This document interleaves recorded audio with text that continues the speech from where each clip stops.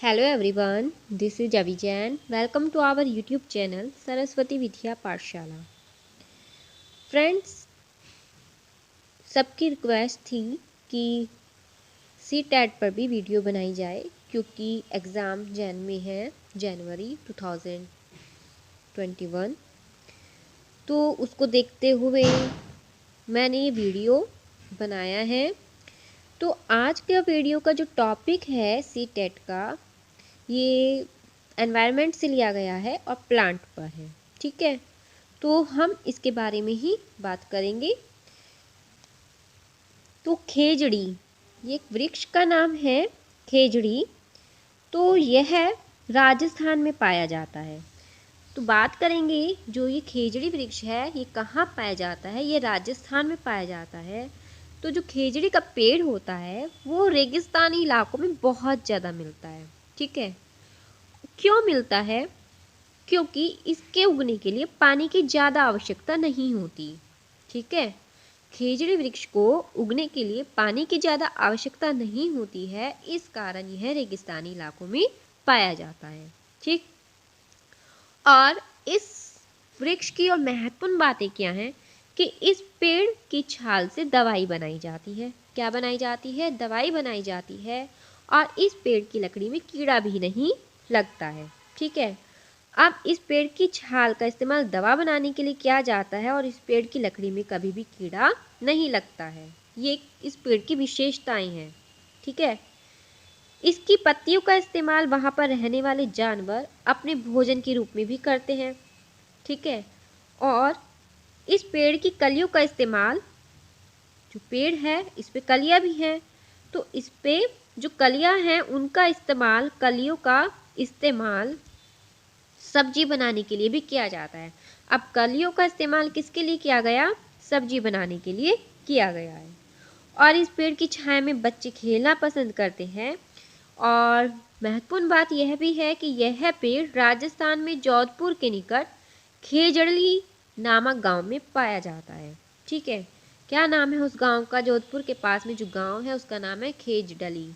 ठीक, और इस गांव के नाम पर ही इस पेड़ का नाम क्या पड़ गया? खेजड़ी। ठीक, तो क्वेश्चंस बनते बनते हैं इस पे। और एक क्वेश्चन 2009 में भी आया था कि छायादार पत्तियां होती हैं खेजड़ी की, मतलब ऑप्शंस दे दिए थे, यस नो में जैसा भी था, मतलब ये क्वेश्चंस पूछा गया था। इसमें से जितनी भी इंपॉर्टेंट्स मैंने पॉइंट्स लिए हैं सब में से क्वेश्चंस बन चुके हैं। ठीक है, तो बहुत अच्छे से पढ़ना। आगे देखते हैं।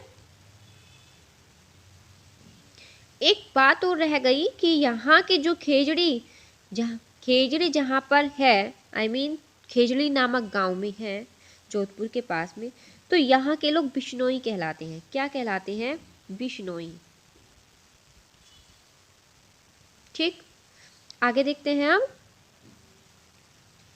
लीची। ठीक, लीची के बारे में बात करते हैं। लीची को जीआई टैग 2018 में मिला था। भौगोलिक संकेतक होता है जीआई टैग। ठीक है, और जो लीची है वो बिहार के मुजफ्फरपुर जिले के बोचहा गांव में, ठीक, बिहार के मुजफ्फरपुर जिले के बोचहा गांव में लीची के बहुत सारे पेड़ पाए जाते हैं। ठीक है, और लीची के फूल जो होते हैं वो कौन से मंथ में खिलते हैं? फरवरी में खिलते हैं। लीची पर क्वेश्चंस बहुत बार बनते हैं। ठीक, लीची के फूल कहाँ खिलते हैं? फरवरी में खिलते हैं। कब खिलते हैं? फरवरी में खिलते हैं। तथा यह फूल किसको आकर्षित करता है? मधुमक्खियों को अपनी ओर बहुत ज़्यादा आकर्षित करता है। किसको आकर्षित करता है? मधुमक्खियों को बहुत ज़्यादा आकर्षित करता है। बात करते हैं अब रेगिस्तानी ओक वृक्ष की। तो जो यह पेड़ है यह ऑस्ट्रेलिया में पाया जाता है। और इस पेड़ की महत्वपूर्ण बात क्या है कि इस पेड़ पर बहुत ही कम पत्तियां पाई जाती हैं। ठीक है, और यह पेड़ इतना ऊंचा होता है जितना हमारी कक्षा की दीवारें।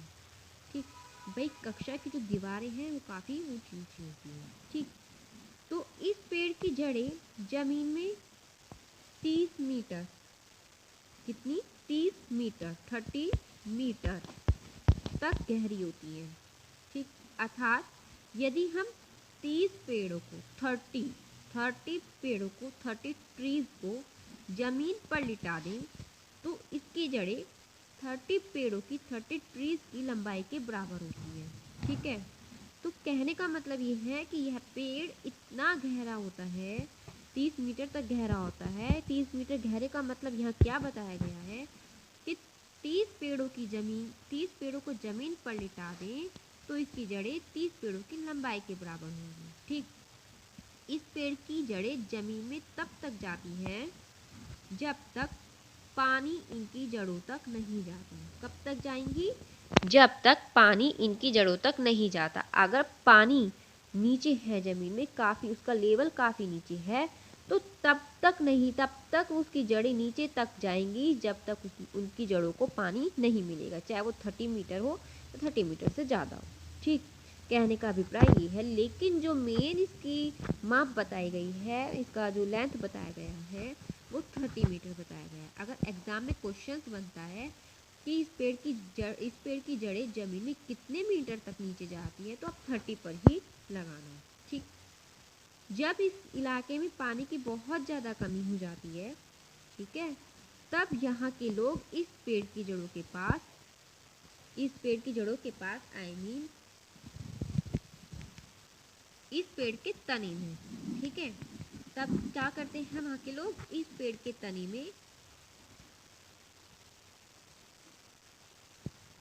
तने में मतलब इस तने में पाइप को डाल देते हैं और उसके सहारे से पानी निकालते हैं, पानी का इस्तेमाल भी करते हैं। तो इस पेड़ की जड़ें जमीन में इतनी गहराई तक जाती है जब तक कि पानी उन जड़ों तक नहीं पहुंच जाता और इस पेड़ का पानी तने में इकट्ठा हो जाता है। ठीक है, और इस इलाके के लोग क्या करते हैं, एक बहुत महत्वपूर्ण जानकारी है ये है कि इस इलाके में पानी की जब कमी हो जाती है या पानी बिल्कुल भी नहीं रहता है, तब ये लोग इस पेड़ के तने में इकट्ठे हुए पानी का इस्तेमाल करते हैं। और कैसे करते हैं, ये लोग इस पेड़ के तने के अंदर पतला पाइप डालकर उसका पानी निकालते हैं। पाइप कैसा होगा, पतला होगा। ठीक है, आगे देखते हैं खजूर। अब खजूर पर आते हैं। खजूर क्या है, खजूर के पेड़ सिर्फ आबू धाबी में पाए जाते हैं। ठीक, क्योंकि इसी पेड़ में वहाँ की ज़मीन के अनुसार विशेषता पाई जाती है। ठीक, रेतीली ज़मीन पर यह उगते हैं, यह इनकी विशेषता है। आबू धाबी मतलब दुबई, UAE। ठीक, ये मैप में भी पूछ लिया जाता है कि ये कौन सी साइड में है, तो इस पर भी आप फोकस करना। नारियल पर आते हैं। नारियल जो है, नारियल के पेड़ केरल में बहुत ज़्यादा पाए जाते हैं। ठीक है, नारियल के पेड़ केरल में बहुत ज़्यादा पाए जाते हैं और सरसों राजस्थान में सर्वाधिक है। और सरसों, मेथी दाना, तिल और धनिया, ठीक, ये कैसे हैं, ये बीज वाले पौधे हैं। सरसों, मेथी दाना, तिल और धनिया ये बीज वाले पौधे हैं।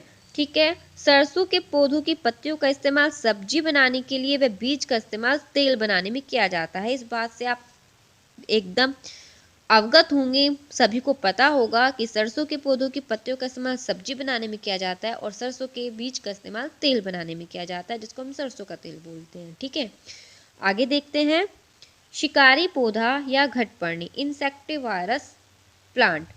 तो शिकारी पौधा चूहे, मेंढक, कीड़े मकोड़े व छोटे छोटे जीवों का इस्तेमाल करते हैं। ठीक है, या कह सकते हैं कि जो पौधे चूहे, मेंढक, कीड़े मकोड़े और छोटे छोटे जीवों का शिकार करते हैं उन्हें शिकारी पौधा कहते हैं। ठीक है, ये कार्निवोरस होते हैं, मांसाहारी होते हैं। इनकी पत्तियों को पिटफॉल ट्रैप कहते हैं। क्या कहते हैं, इनकी पत्तियों को पिटफॉल ट्रैप। ठीक है, अब जो शिकारी पौधा है वो कहाँ मिलता है सबसे ज़्यादा? शिकारी पौधा जो होता है वो निपेंथिस, बहुत ज़्यादा प्रसिद्ध है निपेंथिस में ये। और यह पौधा, शिकारी पौधों में निपेंथिस बहुत ज़्यादा प्रसिद्ध है। इनकी भी अपनी अपनी वो है वैरायटी। तो शिकारी पौधों में कौन सा पौधा सबसे ज़्यादा प्रसिद्ध है? निपेंथिस। और यह पौधा कहाँ पाया जाता है? ऑस्ट्रेलिया में, इंडोनेशिया में। और भारत में अगर पूछा जाए तो भारत में मेघालय में पाया जाता है। ठीक है, यह आकार में लंबे घड़े जैसा होता है। अब इसका स्ट्रक्चर पूछा गया है कि कैसा होता है, तो एक घड़े जैसा लंबा होता है। ठीक है, जैसे भाई घड़ा है ये, तो इस टाइप का होता है ये। इसको आप नेट पर भी डालकर देखेंगे तो एक ऐसा इस टाइप का पिक्चर्स आएगा पौधे का ये। तो इस टाइप का ये होता है। ठीक, यह आकार में लंबे किसके जैसा होता है? घड़े जैसा होता है। ये क्वेश्चन इंपॉर्टेंट है, ये पूछा जाता है कि आकार में कैसा होता है? घड़े जैसा होता है या शिकारी पौधा कहाँ पाया जाता है? ऑप्शंस दे देंगे, 3-4 दे देंगे कि ऑस्ट्रेलिया में पाया जाता है, इंडोनेशिया में पाया जाता है, भारत में मेघालय में पाया जाता है, या इससे ज़्यादा और कुछ दे देंगे और विकल्प में दे देंगे कि ABCD या ACD या DCA, इस टाइप से दे देंगे। तो आपको उनमें से विकल्प चुनना होता है। तो उस बात पर ध्यान देना कि किस टाइप से क्वेश्चन पूछा जा रहा है। तो ये सारे मोस्ट इंपॉर्टेंट बातें मैं बता रही हूँ, तो इस पर आप बिल्कुल फोकस करना। इसके ऊपर क्या होता है? पत्ती से बना एक ढक्कन होता है। जो ढक्कन भी होगा वो किस टाइप का बना होगा? वो पत्ती का होगा। ठीक, ढक्कन। और इस घड़े में एक विशेष प्रकार की खुशबू आती है। ठीक है, तो यह पौधा ऑस्ट्रेलिया, इंडोनेशिया, भारत के मेघालय राज्य में पाया जाता है। और यह पौधा आकार में लंबे किसके जैसा होता है? घड़े जैसा होता है। और इसके ऊपर पत्ती से बना ढक्कन होता है।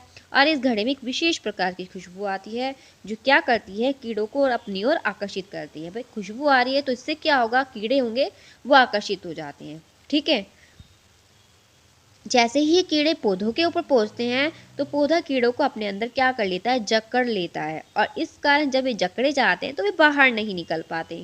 ठीक, और उनका भक्षण हो जाता है। तो कीड़ों को अंदर जकड़ लेता है, इन कीड़ों को बाहर नहीं निकलने देता। ठीक है, तो ये कीटभक्षी पौधे प्रकाश संश्लेषण द्वारा भोजन बनाते हैं। किसके द्वारा भोजन बनाते हैं? प्रकाश संश्लेषण के द्वारा। लेकिन नाइट्रोजन की पूर्ति के लिए वो किसको खाते हैं? कीड़ों को खाते हैं। जो कीट होते हैं उनको खाते हैं ये। ठीक, आगे देखते हैं अब नेक्स्ट पॉइंट्स क्या है हमारा? क्रोटोन। क्रोटोन जो है, इन पौधों के पत्ते रंग बिरंगे होते हैं। क्रोटोन पौधे जो होते हैं इनके पत्ते कैसे होते हैं? रंग बिरंगे होते हैं। और इन पौधों की जड़ें जमीन से अधिक अंदर तक नहीं होती। ज़्यादा अंदर मतलब अधिक अंदर नहीं होती। इन पौधों के पत्ते भी मुरझा जाते हैं। विशेषता क्या है? क्रोटोन पौधों की बहुत जल्दी मुरझा जाते हैं। और तब उस समय इनको बहुत ही पानी की आवश्यकता होती है। जब ये मुरझा जाते हैं तब इनको किस चीज़ की ज़्यादा आवश्यकता होती है? पानी की आवश्यकता होती है। ठीक है, आगे देखते हैं अब ऑस्ट्रेलिया। बात करते हैं कहाँ पर मिलते हैं? ऑस्ट्रेलिया, इंडोनेशिया, मलेशिया, पश्चिमी प्रशांत महासागर के द्वीपों पर ये क्रोटोन नाम के पौधे मिलते हैं। तो एग्जाम में क्वेश्चंस बन सकता है कहाँ पर मिलते हैं? तो ये ऑस्ट्रेलिया, इंडोनेशिया, मलेशिया, पश्चिमी प्रशांत महासागर के द्वीपों पर मिलते हैं। बात करते हैं अब मटर की। मटर की खोज। ठीक है, तो ऑस्ट्रिया में रहने वाले, कहाँ पर? ऑस्ट्रिया में। ठीक है, कहाँ पर? ऑस्ट्रिया में रहने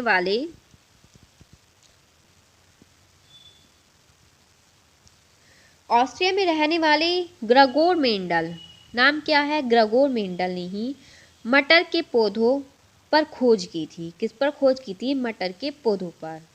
तो मटर के पौधों के गुण जोड़ियों में पाए जाते हैं, ऐसा उन्होंने बताया। जैसे बीज का चिकना या खुरदरा पाया जाना, पीला या हरा होना। ठीक है, पौधों के तनों का लंबा या छोटा होना। ये इनकी क्या है? विशेषता है जो कि किसने पता लगाई? ग्रेगोर मेंडल ने। ठीक है, तो यदि उनका कहना क्या था? यदि चिकने बीज के पौधे हैं, किसके पौधे हैं? चिकने बीज के पौधे हैं। चिकने बीज के पौधे हैं तो उन पौधों के बच्चे कैसे होंगे? चिकने होते हैं। ठीक, और अगर खुरदरे बीज के पौधे हैं, बीज कैसा है? खुरदरा है, तो उससे अगली पीढ़ी के पौधे भी कैसे होंगे? खुरदरे होंगे। और यदि इसी तरह हरे रंग का बीज है तो अगली पीढ़ी का पौधा भी कैसा होगा? हरा ही होगा। और यदि पीले रंग का बीज है तो अगली पीढ़ी का पौधा कैसा होगा? पीला होगा। तो यह किसने बताया है? यह मेंडल ने बताया है, ग्रेगोर मेंडल ने। और मेंडल यह भी बताते हैं कि मटर की अगली पीढ़ी के पौधे ज़्यादातर पीले व चिकने पैदा होंगे। क्या बताते हैं? कि मटर की जो अगली पीढ़ी के पौधे हैं वे क्या होंगे? ज़्यादातर या तो वे पीले होंगे और वे चिकने पैदा होंगे। ठीक है, पीले व चिकने पैदा होंगे। अब मटर का वैज्ञानिक नाम क्या है? पीसम सैटियम। क्या है? पीसम सैटियम। तो ये मटर का वैज्ञानिक नाम है। ठीक, तो फ्रेंड्स, अगर आपको वीडियो अच्छा लगा है तो वीडियो को लाइक कीजिए, शेयर कीजिए और मेरे चैनल को सब्सक्राइब कीजिए। और अगर किसी को कोई क्वेश्चंस पूछना है तो आप पूछ सकते हैं, कमेंट बॉक्स में कमेंट कर सकते हैं। टेलीग्राम ग्रुप भी बनाया हुआ है, हालांकि वो आर्ट एजुकेशंस पर है, फिर भी आप उस पर एक बार पूछ सकते हैं, क्योंकि मैंने अलग से इसका कोई चैनल नहीं बनाया है। ड्राइंग वाले पर ही मैं इसको अपडेट करूँगी वीडियो को, ठीक है। तो इसलिए ड्राइंग वाले ये भी मत सोचना कि मैडम अब ड्राइंग से रिलेटेड कोई भी वीडियो पोस्ट नहीं करेंगी, ऐसा कुछ नहीं है। थोड़ा सा टाइम शेड्यूल बिजी हो गया था, इस कारण मैं कोई वीडियो अपडेट नहीं कर पाई, और क्विज़ भी नहीं हो पा रही है कुछ दिन से।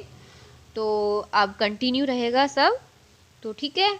अगर किसी को कुछ पूछना है आप कमेंट बॉक्स में पूछ सकते हैं, और मेरे चैनल को सब्सक्राइब करना बिल्कुल भी मत भूलना, और वीडियो को लाइक वगैरह भी कर दीजिए।